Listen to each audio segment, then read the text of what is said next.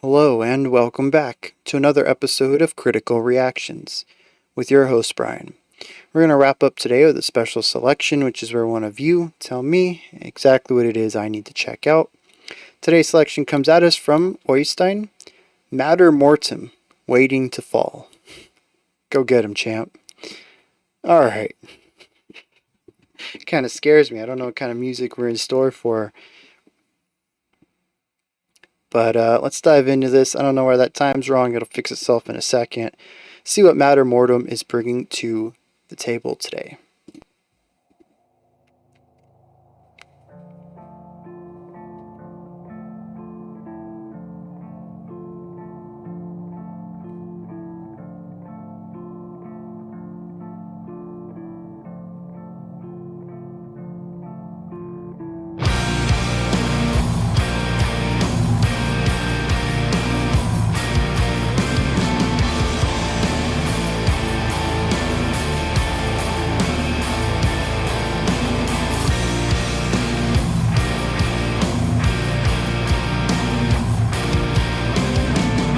Yeah, very interesting. So we have a group of 3, then a group of 5. 1, 2, 3. 1, 2, 3, 4. Oh, so 3, 3, 5, 4. Okay.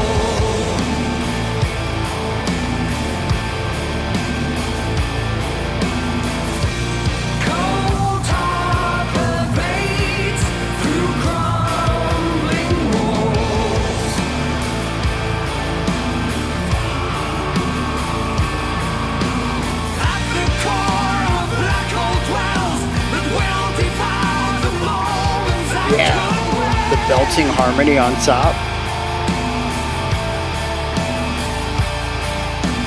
From within the venom wells, a poison string of words to break their skin.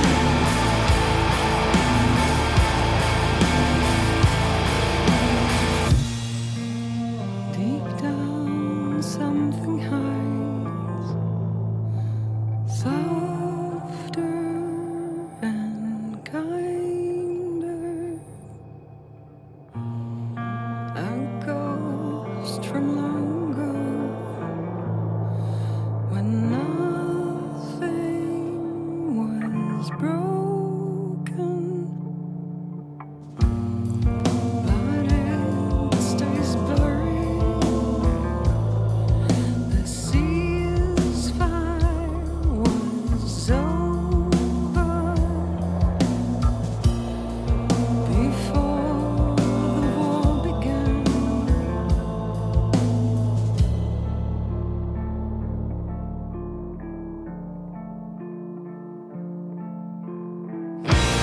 Each fragile grain of Yeah, bringing this riff back. will fade.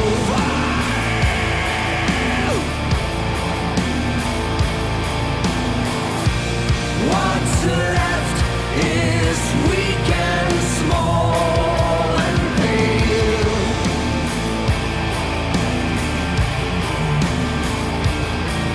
Of a thousand visions, voices joined to gleefully point out where I went wrong.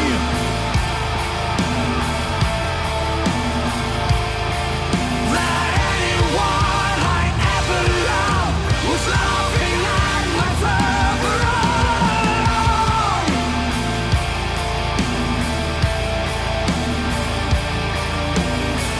Deep down, something hides. Oh, changing it up again.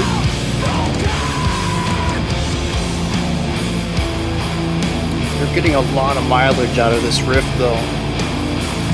Deep down, something hides. Subtle variations. This one rhythmic, but on this more melodic back half, we've actually seen a couple of variations of what the guitar does.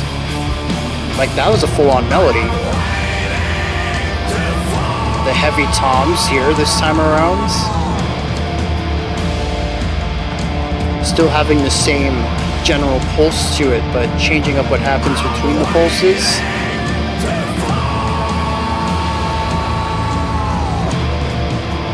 Very dark and ominous, though. And from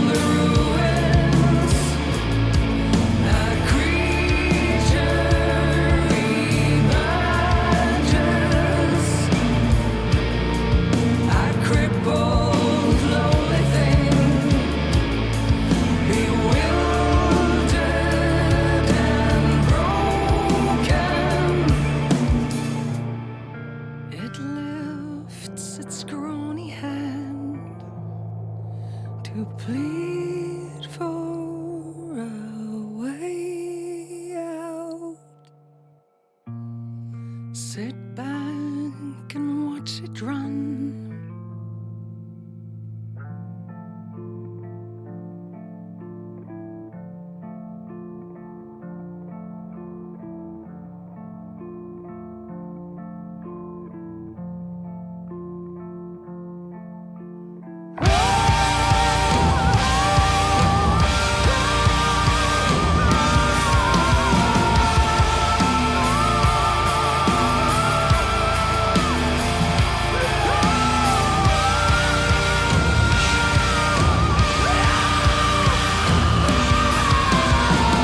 I don't even know if they're saying anything, just the emotion of the delivery is 100% selling this.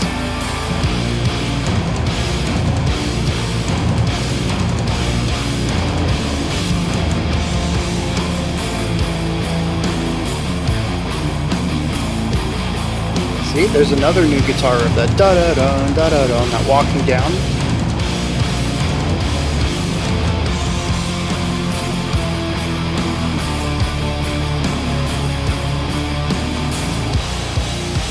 Hold! Hold! Will there be a time when I'll be falling down, waiting to fall? Give me a night's worth of shelter from the storm. I'm waiting to fall.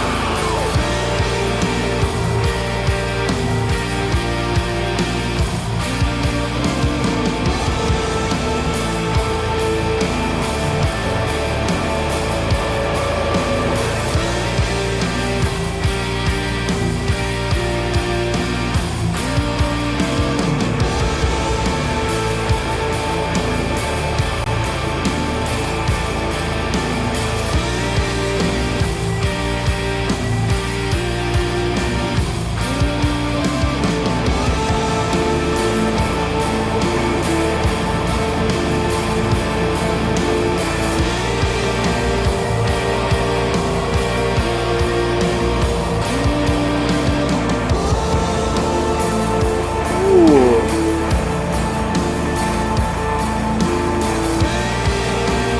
Yeah, that was a really interesting peek behind the veil.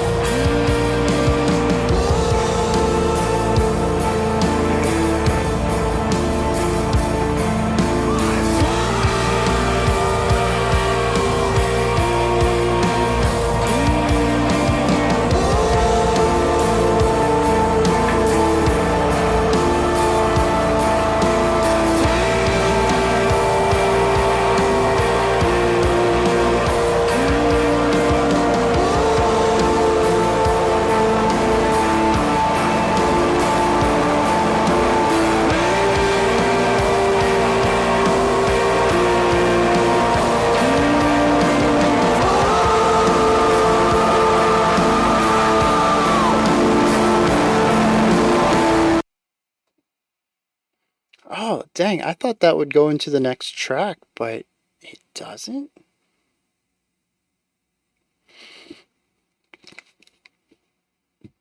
Alright. This was very cool. I enjoyed it. It's got a good atmosphere, good vibe to it. Some cool things going on. I will say though, first section, I don't typically like to start on the negative, but it is such a prevalent part of this track that I find it difficult not to speak about it first. It's the riff. We kick the song off with it. It shows up in, I think all of the song, honestly, the sections where it's just not as apparent, we just have a variation of it. It is It's two ideas. The front half is a rhythmic one. Groups of it goes a group of three, a group of two, and then two groups of four with a pedal tone or sort of like a dropout in the middle of it. We have ba ba ba boom ba ba boom ba ba ba ba ba boom ba ba da da, and a little bit of melodic movement, some pitch movement to get into the back half, which is not rhythmic. I think that's the best way I can describe it. Sometimes it is completely textural, sometimes it's atmospheric, sometimes it's ornamental, sometimes it's melodic even. It's whatever the song needs to be at that moment. So we have this back and forth, the rhythmic front half, the non-rhythmic back half. It's interesting. I like it to an extent. It also takes up all the song though, which can get a bit tiresome at times. Now, the other side of the coin to this, why I don't think it affects the song as much as it could, is because of the level of variety to it. While the first half is generally similar throughout, we do have some variations on it. We had the section without the big guitar in the top of the stack, making it feel more of a low end rumble. We had more staccato muted sections instead of the ba ba ba. It was like ba ba ba ba ba ba, very short and abrupt on the attacks. We did have some stacking to it harmonically at one place where instead of everyone on a single note, everyone was on a stack of notes. That kind of helped a little bit. And we do have the bass that moves underneath it and provides a little bit of movement to it. While most of the pitched instruments pick a single high note and a single low note and just jump between the two, there is a lower instrument, I think it is the bass, that kind of has some movement to it. That movement changes from time to time, giving it a little bit of melodic refreshment every once in a while. We also heard one section of it that got rid of a lot of instruments, and it turned into more of like this hazy, fuzzy sound on the other side of a wall where you could kind of make out that it was the same rhythm, but it was also very muffled. We got that somewhere in the middle of the track. There's a bit of variation on it. For the most part, though, this opening part of the riff is what it is. You get it most of the song. The back half, though, I think is interesting because it is constantly changing. I don't think it's ever the same. We do the front half and then the back half, and then the front half and a different back half, and then the front half and an even more different back half, and it's just always in flux. I don't know if there is a larger idea that I can find a pattern on after multiple listens, or probably more specific, documenting it somehow, taking notes on it, getting the sheet music. But it always feels like it's different, and it gives the song a little bit of linearity to it as well as change. It doesn't feel static ever. And that allows it to not feel as draining, as repetitive as it kind of is. But I do like some of these sections too. Some are a little less interesting, the more texture based ones, just kind of playing that same rhythm with, I don't know, more compression on your guitar or something like that. Some fuzz coming in on the outside of the song, like we saw at the end of the track. But I do like some of the more melodic parts. Anytime that the guitar introduces a new riff or a variation on a riff, modifies the rhythm in any way, those are always cool moments. And I find it really interesting that there's so much change, variation, adaptability to this section because it's the foundation to the song. We haven't even made it to the meat yet. This is just the general part. I forgot to bring up the drums too. They have quite a few different fills in here. Honestly, it feels like at times everybody's told, hey, you got to be in on this rhythm on the front half, but when we get to that back half, do what you want. Because there's so many different combinations of what the bass is doing, what the guitar is doing, what the drums are doing, that even if they are repeating some things, again, the combination of things are different this time around. It's done in a way that it would be really difficult to memorize given that it's 9 minutes of just this with the variations? How do you remember the order of something totally linear like this? And so I do think it's why some of the back halves of this riff sounded more interesting to me than others. Quite possibly it is improvised. Whatever you feel like you want to do there, you can. And sometimes the combinations are going to be really evocative, and other times they aren't. But all of this does ignore the fact that this is just the foundation. We do have the vocal melody on top of all this, and for the most part, I find this is where the song grabs me and keeps my attention. We have three vocalists, a lower clean vocal, a higher clean vocal, and a scream. I think there's actually two higher cleans. I think the male vocalist does some falsetto stuff at one point in time. Then we also have the female vocals who has a higher and a lower range in there too. So there's just a lot of sounds that come out of the vocal group. And these get stacked and layered and manipulated and ordered in all sorts of different ways too. Sometimes we will get a harmonized stack. We'll have both of the vocals. Sometimes we'll have three vocals. Sometimes we'll have two cleans holding a note out, and halfway through the hold we'll have a harsh come in. Sometimes we'll do call and response with the cleans and the harsh. Sometimes we'll do call and response with the clean and the clean. And I just love all of this.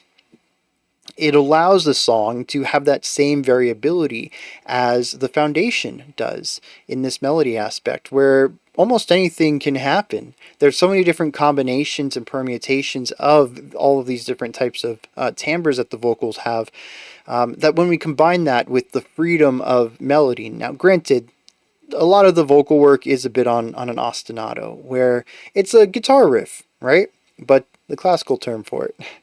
It's a looped idea. When you remove the words themselves, you'll find that what they're singing and the rhythm they're singing it doesn't really change that often. But there are things of inflection, different, maybe starting on a higher note than you did last time and then coming back down. Little variations on the idea that you can spice things up. Also, again, harmony. And on top of all that, the words are usually changing too. So there is some sort of forward momentum there on the language side of things. All in all, I just want to say that even when we keep at this harder rock metal kind of vibe here, what is this like? I don't know what kind of genre this would be. It feels kind of doomy, but not doomy enough. Anyways, even when they're at this full intensity level, they still create a ton of variety all over the place in all sorts of different ways with all sorts of different tones, and it keeps the song moving forward despite not really changing much at all. However, there is another type of dynamic writing that's going on here, and it's the full modulation of the riff sonically. Maybe we'll remove some of the guitars and drums and be left with a drone that exists in the background. That was that moment when I said we got to peek behind the veil. Yeah, we got to remove everything in the forefront of the mix and see what was going on behind it. It was just white noise, a very distorted drone going on. Very cool stuff. I didn't really notice that up until that point, and afterwards I couldn't unhear it. It was a layer that I had been blind to for so long. It actually makes me curious how often it showed up in the song. But then we also have ways of layering, pulling all the layers back, and even introducing new ones that can create lower intensity sections. I had mentioned that at that first low point, I think it was the first time that the female vocals came in, I mentioned, oh, we're still doing the riff. We are. It feels very different, but the rhythm is still generally there, even if a lot of the higher notes, the bum bum bum, even if those are gone and we just have those lower accent points, that pulse is still present here. Even if we've got rid of a lot of the physicality of the tone and have entered into something that's a bit more ethereal, a bit more foggy in sound, a bit less full-bodied, if you will. The idea is still present. It's just been changed. The intensity on so many different levels has been altered in order to make it work for a lighter, less intense, more moodier vibe. It's still there though. This This is impressive. I'm not going to say I enjoyed every moment of the song, and I'll certainly say that around the 7 minute mark, it started to overstay its welcome a little bit. I like the ending, though. I thought it was very cool how they wrapped it up, and I think it would have been diminished if they had changed it up at all and moved away from this core riff here. But it shows a vast understanding of versatility of an idea, how malleable riffs are. Again, I don't know if I'd want to listen to all of this. There are certainly some very moving passages in here, but there are just as many I feel that, especially on a second listen, where maybe the first 2 or 3 minutes are going to be a bit less novel for me. I do think the song is ultimately going to overstay its welcome quicker, but I still think it's a shining example of how to build a song around one musical motif. It's kind of impressive how many nuanced variations exist in this track. Whether it's a sonic variation, a layering variation, compositional, harmonic, melodic, texture, atmosphere, they find so many different ways to present this one riff in a multitude of outfits, and it's very cool to hear them modify it and modulate it in order to suit wildly different ideas and feelings and vibes. I mean, they made it fit a metal breakdown with just screaming on top of it. They made it fit a very moody, gothy, lighter, quieter atmosphere. They made it fit something that feels like sludge metal, and everything in between too. Not every band can do that. That's a very unique skill that I'm seeing on display here, and like I said, it's very cool. I don't know if the 9 minute runtime really works for me.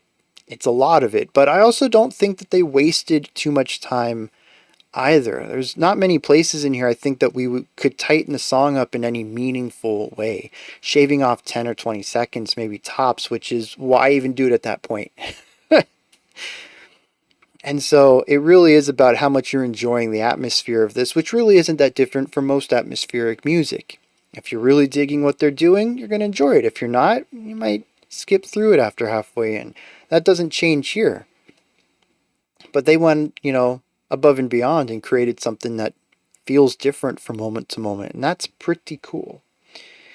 The last thing I do want to touch on, though, is the vocals. I know we've already talked about them a little bit ago, but I really like the points where I don't think they're singing any words. I think it's just vocals. They're usually in the higher intensity section and between the energy of the music and the emotional delivery from all of the vocalists.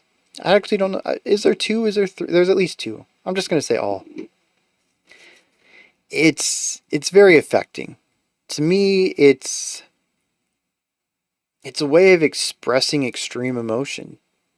I don't know what that is yet. It could be frustration, it could be anger, it could be fear.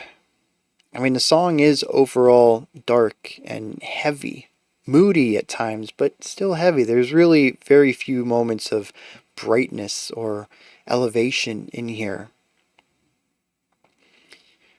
But the vocals absolutely sell that to me, especially when we have all three of them sort of in these staggered releases, just wailing, screaming, yelling into the void. They did a fantastic job at embodying a feeling in this track. I'm going to check out some lyrics, see what's going on there, and then we're going to wrap this video up. So this is a song about being pushed to the brink and having something dark come out the other side. It says that deep down, well, on the surface now, but we'll see later, that deep down something dark existed within this person. But that now, the only thing that hides deep down is something softer and kinder. It states, like a ghost from long ago when nothing was broken.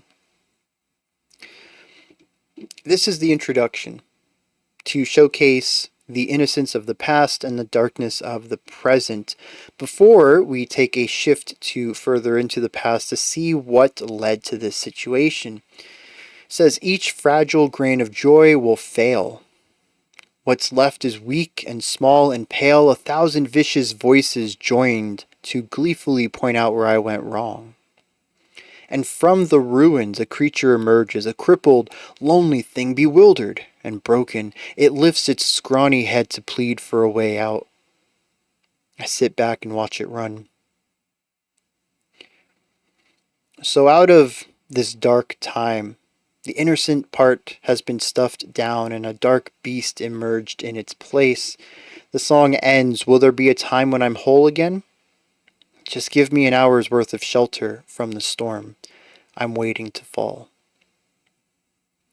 So basically, they're sure that this darker part of them is going to be what's present most of the time, but they'll give up the autonomy to this creature within in order to just ignore how terrible their life is for a moment. It's a trade they're willing to make. As it says, they're just waiting to fall.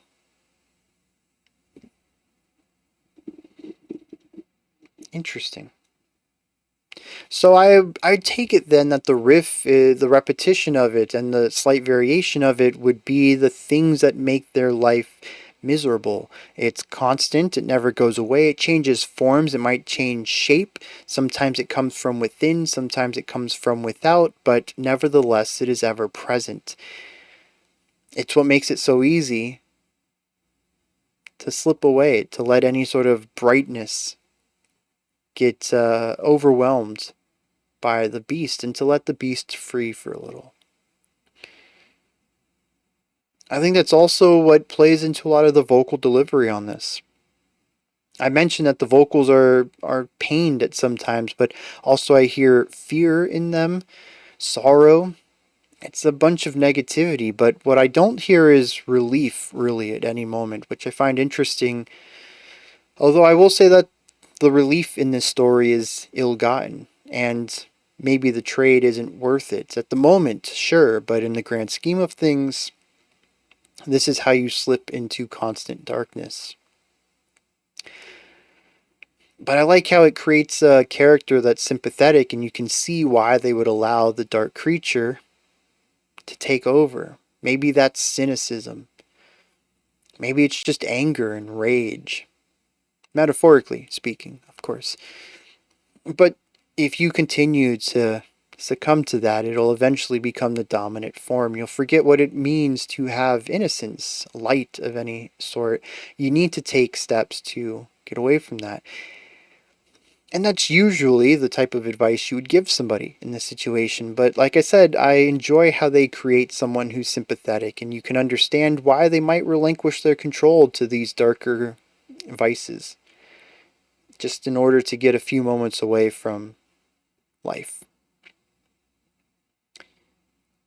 Yeah, it all works rather well. I dig this. Those are my thoughts, though. Matter Mortem's Waiting to Fall. What did you think of this? Is there anything that stood out to you? Anything that you would like to add on to what I said or correct me on? Maybe you just want to add your own thoughts, opinions, or perspective to the conversation. Please put all of that down in the comment section. Above that, in the description box, you'll find a link to Linktree. Takes you here. You can find links to my music, ways to support the channel, link to the Discord server, and so much more. Above that, if you could, like, subscribe, and ring the bell. I greatly appreciate all three of those. That wraps it up for today, but I'll be back tomorrow, 5 p.m. Eastern Standard Time, 10 p.m. UTC as usual. Until next time, remember to be critical, not cynical, of the music you listen to, and have a fantastic morning, afternoon, or evening, whenever you choose to watch my videos.